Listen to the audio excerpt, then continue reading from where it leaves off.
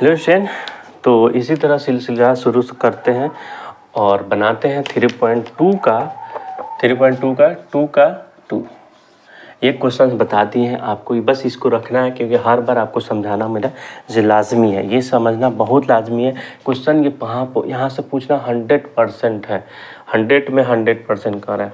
अब 100 से आगे नहीं होता है तो 100 कर सकते हैं, ठीक है। तो देखिए जो दिया गया वो लिख लेंगे। तो दिया गया है, ठीक है। तो 9x + 3y + 12 इक्वेशन 1। अभी इक्वेशन 1 इसको नहीं मानेंगे, इसके पीछे रीज़न क्या है, इसको 0 मान लेते हैं, ठीक है।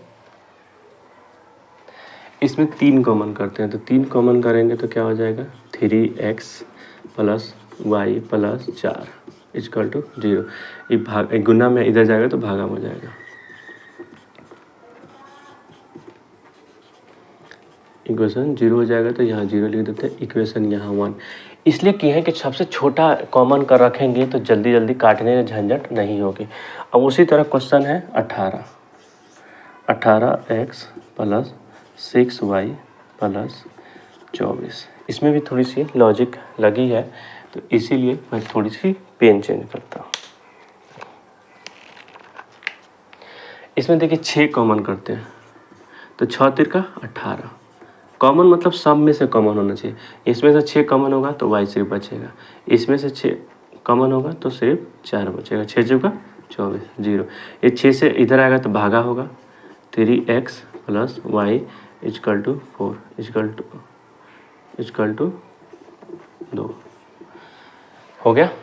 ये 6 गुना में इधर आएगा तो भागा में 0 से भागा करेंगे तो यहाँ से 0 ही होगा। 0 में कोई चीज़ से भागा करते हैं तो 0 होता है, ठीक है।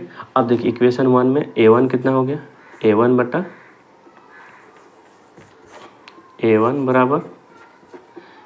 बराबर कितना हो जाएगा 3। b1 बराबर क्या हो जाएगा 1। c1 बराबर क्या हो जाएगा, एक सेकेंड, ये कब खुल गया, खोले नहीं थे। c1 बराबर 4 आपको बताए थे। x के साथ वाले को 3 y कहा जाता है, y को वाले को b कहा जाता है, और जिसमें x और y नहीं है उसको c कहा जाता है, लिखा गया। अब a2 बराबर 3, b2 बराबर, यहाँ पे देखिए b2 बराबर 1, c2 बराबर 4। अब देखिए आपको दिख गया होगा कि सारी चीज़ें बराबर होगी तो मतलब इक्वेशन यहाँ जाएगी।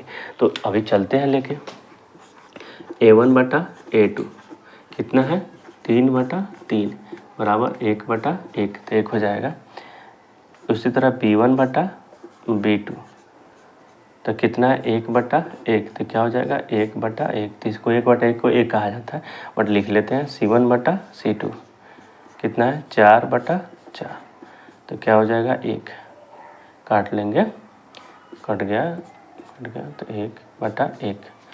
यहाँ बनाने के लिए मैं यहाँ थोड़ी सी बना देता हूँ।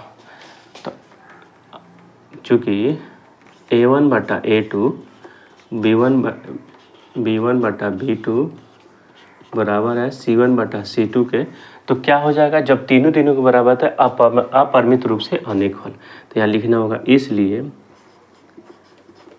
गलत लिख रहा है, अपरिमित रूप से अनेक हल। और इसको इसमें और बताते हैं कि संपाती है, संपाती रेखा जो आ रहा है बता दी। इसका फिगर कैसे बनेगा, इक्वेशन पहला 1 ये हो गया, और इसी का इक्वेशन इसी के ऊपर बने, कहने का मतलब इसी के ऊपर एक दोनों रेखा एक के ऊपर एक हो जाएगा।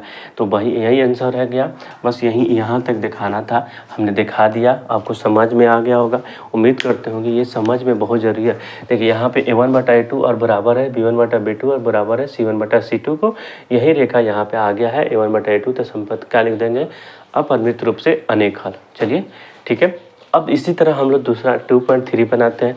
आप लोग भी बनाइए, बनाते बनाते जो भी डाउट आए हमसे पूछिए। सबसे पहले आपको कॉपी में ये सारी चीज़ें लिख लेने हैं। रिवाइज़ करने के टाइम में आपको कॉपी देखनी है फेयर की, और उसके बाद जब भी डाउट आए, नहीं समझ में आ रहा है तो एक बार लेक्चर ज़रूर देखिए, और फिर लेक्चर नहीं समझ में आ रही है तो आप एक बार हमसे डाउट सेशन में पूछ सकते हैं। और लाइव क्लास भी चलती है, MCQ भी चलती है, बट फिर भी आपको नहीं आ रही है तो पूछना लाजमी है आपको, ठीक है। और मैं आने वाले टाइम में हर चैप्टर का इम्पोर्टेंट क्वेश्चन बना दूंगा, जैसे क्रैश कोर्स के जैसा, ठीक है। तो मिलते हैं जो बिहार बोर्ड में पूछा जा सकता है, ठीक है। Thank you so much.